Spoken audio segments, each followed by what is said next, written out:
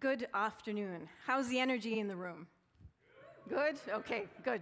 That helps me too. Thank you.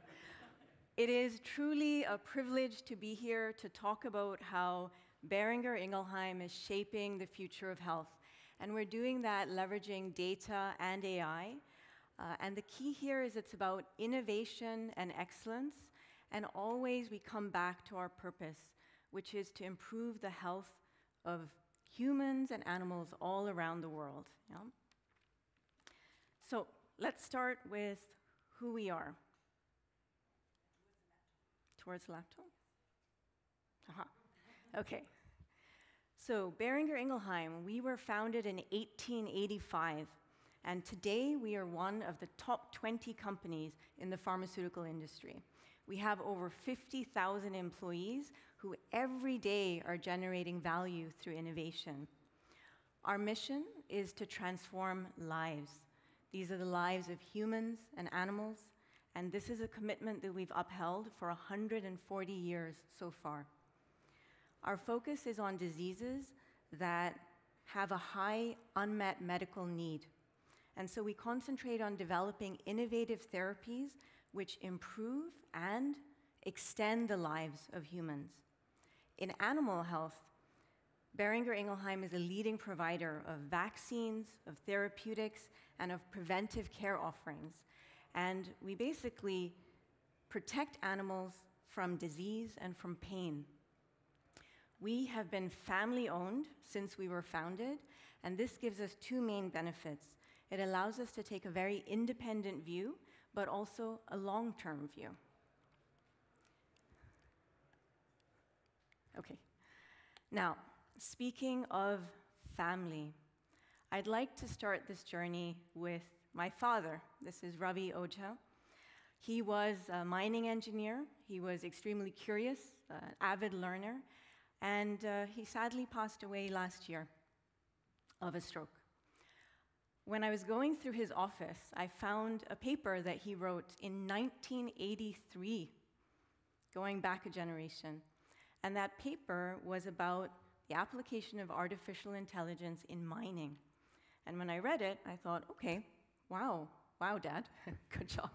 Yeah, this is the field I'm in.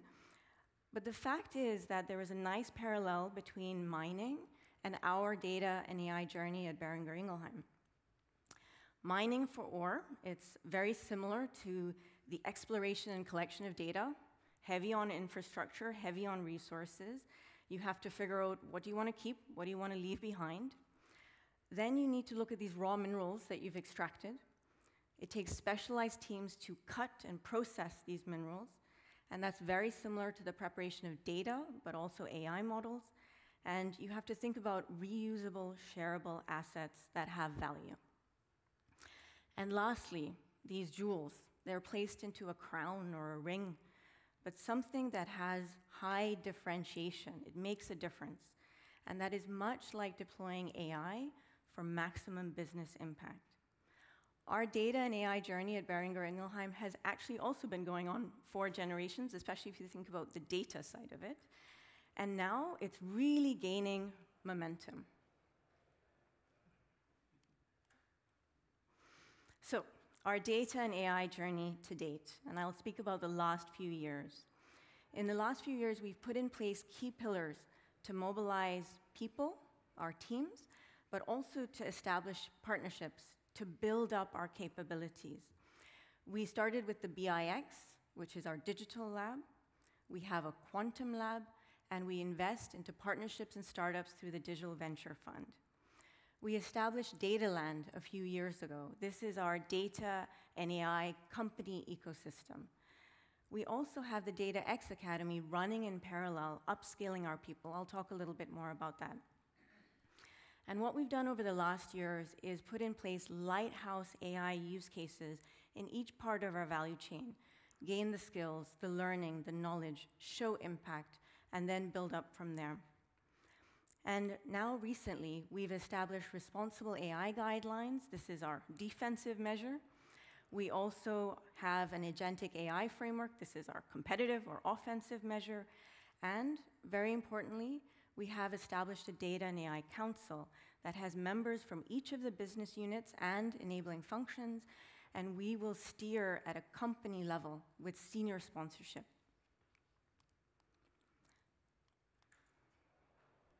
I will learn how to do this. Okay, good. So what do we hope to accomplish from these investments that we now make? There are two key elements. There's innovation, and of course, there's efficiency. To describe our marketplace a little bit more, by 2030, obesity and related diseases, like cardiovascular diseases, these will be widespread all over the world. We're already seeing it. We have aging populations, we have a shortage of healthcare professionals, and based on this, current healthcare systems will really struggle to meet the needs of these demands. So we need innovation. On the flip side, healthcare systems are also challenging us. They're already challenging us with medicine prices, as well as the duration of our IP protection. This creates tremendous pressure on us. We also need to continue to make investments into manufacturing, and therefore we need efficiencies all the way through our value chain in order to remain profitable. We see a huge opportunity for data and AI to make a difference in innovation and efficiency, in drug discovery, in personalized medicine, clinical trials, and of course, business operations. And the end goal is to meet the needs of patients, animals, and healthcare systems. We see it as an absolute imperative that data and AI can help us meet these objectives. So I'd like to take you on a journey through our value chain. Oh my gosh. Is it really just me? It's toward the laptop, right? Lovely, thank you. So let's take a look, bit by bit. Starting with research and development, which is the heart of our company. Maybe I need to move closer. Okay. So, the heart of our company is research and development. This is where all of our innovative therapies are coming in. Our teams work together on the genomic lens, and this is where we use AI to analyze genetic data. The goal is to improve target discovery. Today's success rate in target discovery is 5%. It's super low. And here we want to increase that success rate to much, much higher. This is a very high, ambitious goal. Using machine learning, big data processing, as well as predictive analytics, we can detect new genetic patterns in humans that may indicate novel disease pathways. This approach has already helped us identify some new potential targets, and each is valued at the start at about $10 million US, probably more if it makes a significant difference to health. Now, by adding genetic evidence early on in discovery, it also strengthens confidence in those targets, and that allows us to act faster and also more precisely. So in summary, we are starting to revolutionize how we do drug development. It saves time, it saves costs, but most importantly, it sets the future for innovative therapies. Now, moving along the value chain to medicine. Here, we are enriching the data sets that are available to researchers. We have 40 years worth of clinical trial management data. This is both internal and external clinical trials. That's already available. And now we are enriching that by identifying patient cohorts and finding this for specific research problems. Most importantly, we make it available in an easily accessible way. And this has never been done before. We haven't yet done it. That is the innovation. We've also established an analytics ecosystem around these data sets. It provides 7 times faster insights for our clinical development operations. It accelerates the clinical trials.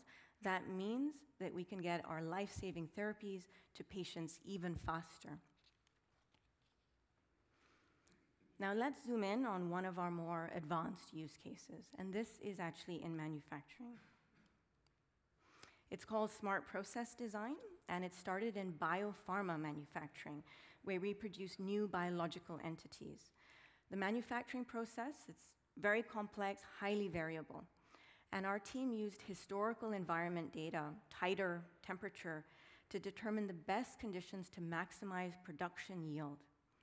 And then we moved into discovery, the development projects. And here we created a digital twin of a complex refolding protein model. Now, again, we adapted parameters, and the goal of adapting these parameters was to reduce impurities. So again, getting efficiency and quality into the process.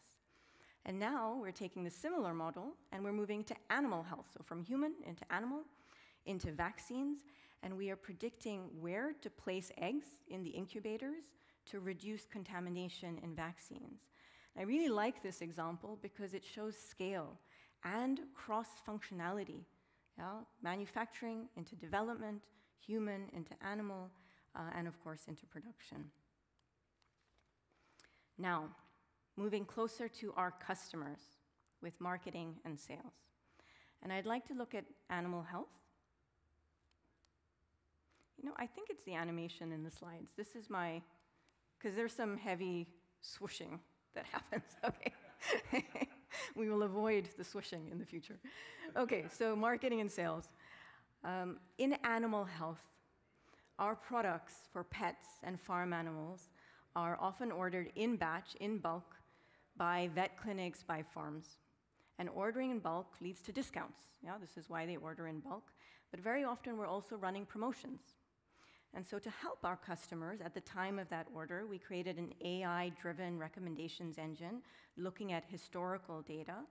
And at the time of the order, we provide a list of associated products that also have a special promotion on them. The reason I wanted to highlight this is we were able to move from idea to being live in just 8 weeks. It's the fastest use case we ever did. You know? And it was because we had the data ready, we had a senior sponsor, and we had a really specific target. So we were able to accomplish that with, of course, a huge amount of data in the back. Yeah? And most importantly, our customers, they really appreciated that we made their lives quite a bit easier. Yeah? Now, moving beyond our value chain, I wanted to highlight an example that goes to our Making More Health program. When you look at Kenya, Kenya has limited healthcare facilities and very few healthcare professionals to meet the need of their population. That means there is low diagnosis, low treatment options, especially for chronic diseases. RPBG is something that was run out of our Dubai office for Africa, and it uses everyday cameras and AI to detect vital signs. So the technology uses a camera. That camera detects subtle changes in skin color, and this is caused by blood flow. And based on that, you can actually detect blood pressure. It's a non-invasive way of doing this. So it's used by healthcare workers in Kenya who are in a remote dispensary. They identify the patient, they monitor, for example, their blood pressure, and then they enroll them in a remote access healthcare program. To date, we've already identified 3,000 patients. They've been enrolled in a program. And again, I just wanted to underscore this because this is about our commitment to health all over the world. So, how did we achieve this progress? We think about winning, and winning is not just for us, it's also for our customers. Fourth click. Is it perhaps? Yes. Thank you. Okay, so winning is for our customers. To win for our patients, to win for our customers, we have focused very heavily on 3 key pillars. I realize everyone is probably also looking at these 3 pillars, but the point is we have been doing it for years, and so it's with high focus. Of course, our people, our data, and leading-edge technology, very importantly, at scale. Now, starting with our people, and these are real-life people from our teams at Boehringer Ingelheim. We are driving a data-driven mindset all throughout the company. That means we start with data to inform our decisions, And what this also means is continuous upskilling and learning are crucial. It's not once and done, it's over and over again. We do this through the Data X Academy. We've been running this for the last 3 years. We train about 4,000 people and more a year. Some of that is e-learning, some of that is targeted face-to-face training. And we now work on role-specific training, for example, data domain owners. We've also started to include this in onboarding new employees, setting that way of thinking right from the beginning. And the Academy also brings together our people to talk about experiences, successes, issues. What does it really take to scale data and AI across the company? Now, moving on to our data. I'll get it, Thomas. So, our data, we all know, right? We all know that AI only works with comprehensive, high-quality data. And, again, it needs to be easily accessible. This is the point that always haunts us. So we've established the concept of data domains. It took a long time to get traction in the organization with data domain owners all across the company. We now have 40 of these data domains that are available, onboarded into our data and AI ecosystem. And the key is that there is high quality, a lot of effort put into that, and they are available for reuse. There is a term that says this can be reused by others in the company. We call these our data crown jewels because they're important to us. And they act as an accelerator for all of the future analytics and AI use cases. And our last pillar is about technology. We have a best-in-class technology ecosystem in place. It was established through our Data Land program, and it covers all of the capabilities we need. That's mining for the raw data, processing that data with high quality, cataloging it, of course, and using it to derive business insights, business outcomes with high impact using analytics and AI. Now, adoption. Adoption we first drove through lighthouse use cases in each part of our business.